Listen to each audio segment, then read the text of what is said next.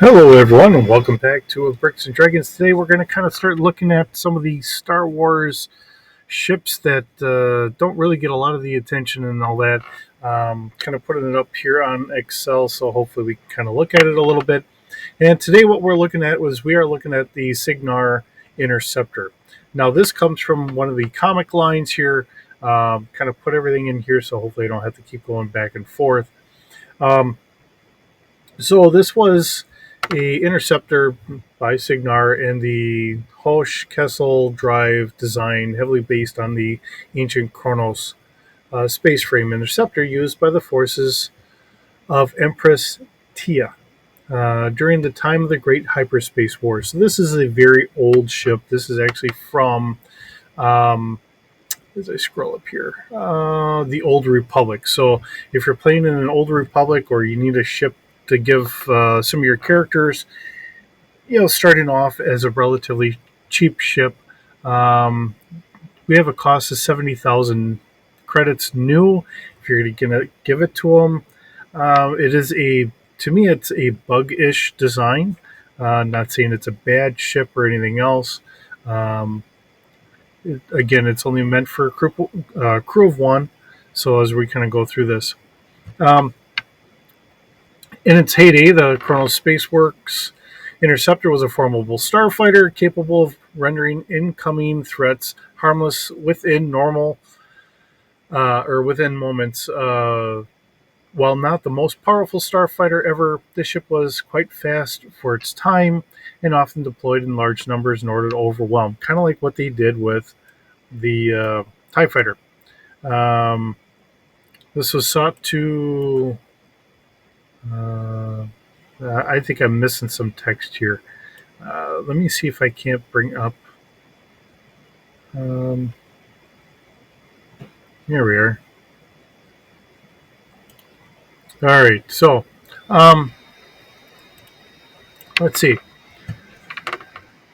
In its heyday, I think we already hit that.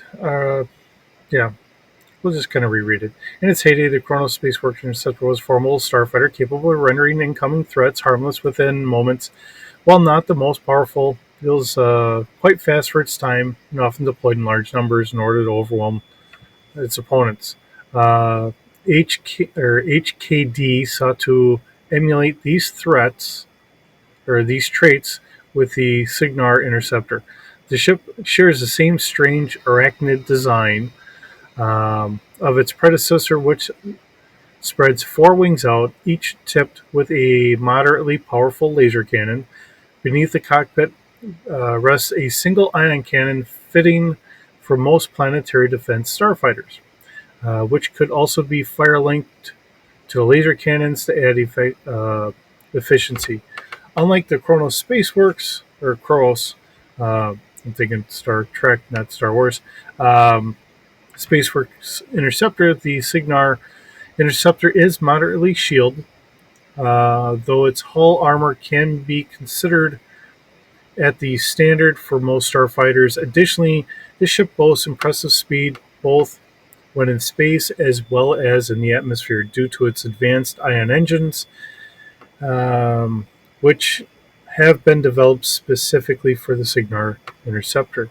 So, as I flip back over here, so as we look at all this, and I'll kind of slide this back here.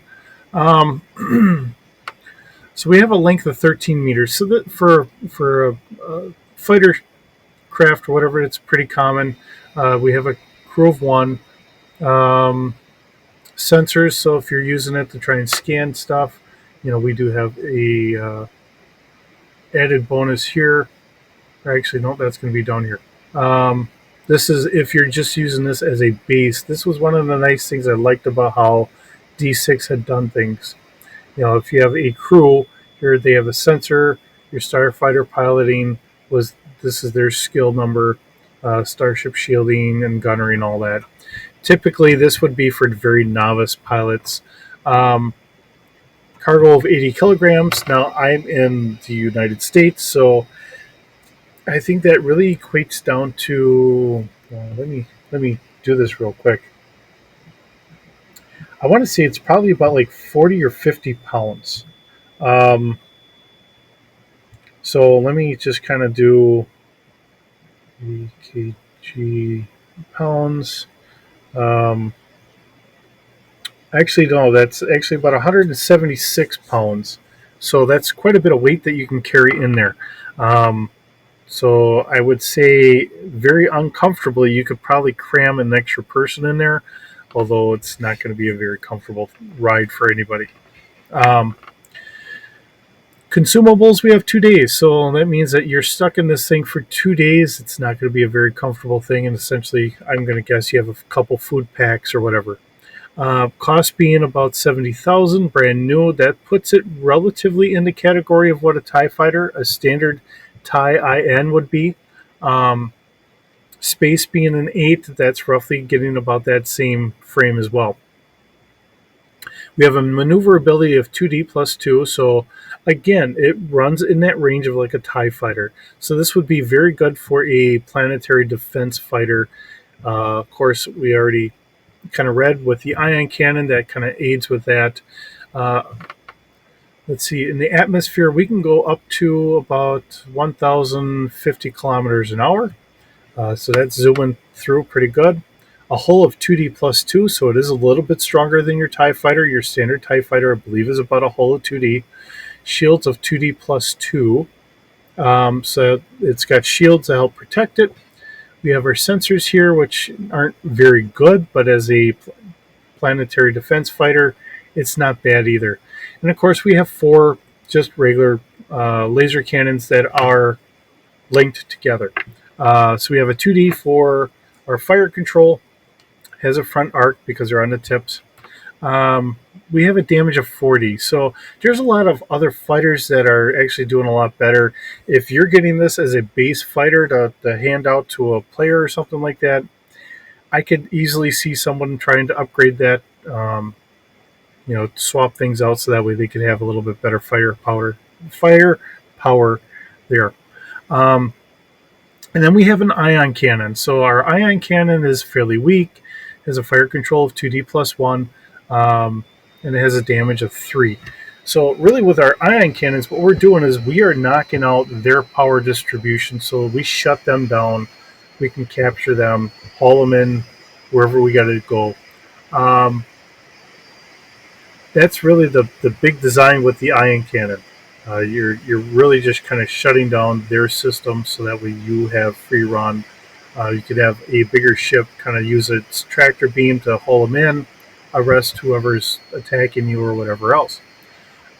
So when you look at it in that regard, it's not a bad little fighter, especially as a beginner ship. Something that you can hand someone dirt cheap. Um, Quite often, I look for these kind of ships when I'm starting a new campaign for someone. Now, if you wanted to take this design, and if you're doing it in a Star Trek or Starfinder or any other, this has possibilities. Uh, I think, let's see, Star Trek's got the Zindig, which is a insectoid species or whatever. So if you wanted to give them some um, fighter craft or whatever, and that's something that's not typically brought up in Star Trek all that much is fighter craft, because most of the time we are looking at big exploratory starships.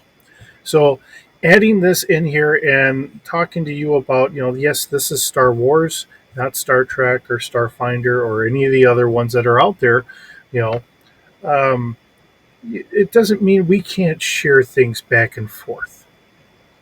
Um, a lot of the people that worked in the background on Star Trek and Star Wars loved the other franchises.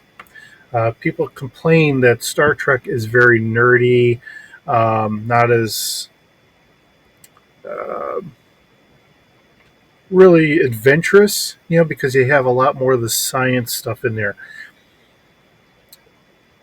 It's not saying you couldn't get that way. When we were watching the Dominion Wars during Deep Space Nine, we started seeing the Peregrine fighter. The Klingons had their small fighter craft. Um, so it's something that can come out, and some of these are able to do some pretty good damage to lighter ships.